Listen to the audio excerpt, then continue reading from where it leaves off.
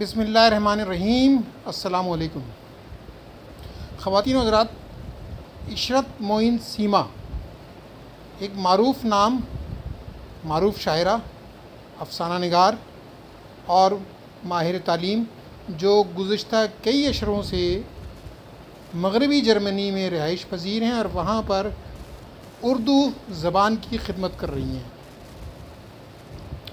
ان کی بہت ساری کتابیں ہیں، کو افسانوں کا مجموعہ بھی، شعری مجموعہ بھی اور دوسرے بھی۔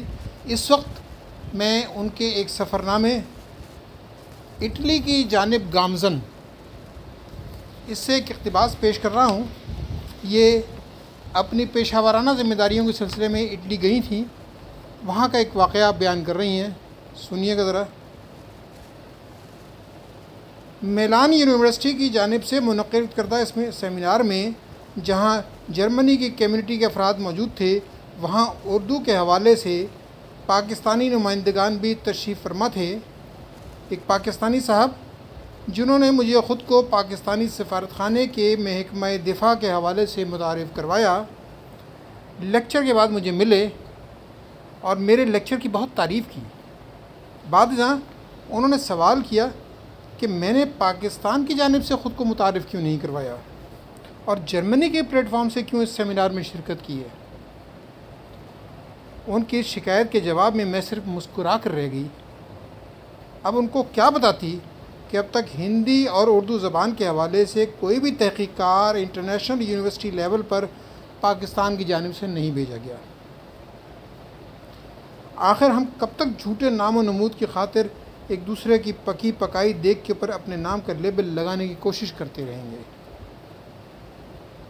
ہمارے یہاں اب تک تاریخ اور زبان کے حوالے سے قوم کا تجزیہ اور بٹوارہ صرف سیاسی اکھاڑوں میں ہی ہوا ہے۔ جو لوگ اس سے ملحقہ شعبوں میں سنجیدگی کے ساتھ سرگرم عمل ہیں، ان کو تاریخ کا مطالعہ کرنے اور بین الاقوامی رابطہ کرنے کے لیے بھی کانفرنس اور سیمینار تک رسائی تو دور کی بات، ان بیچاروں کو تو کتب خانے بھی میسر نہیں جہاں سے وہ بھرپور مواد اکٹھا کر سکیں۔ چندوں بعد وہ صاحب خود ہی مسکرا کر بولے، ارے ویسے بھی میڈیکل اور ٹیکنالوجی سے متعلق شعبہ جات میں ریسرچ وغیرہ کریں، یہ سب ویسے پیسے کی فضول خرچی ہے۔ اب کی بار میرا جواب مسکراہٹ کے بجائے غصیلی نظروں میں پا کر وہ خود ہی ادھر ادھر ہو گئے۔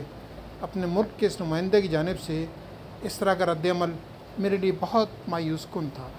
شکریہ۔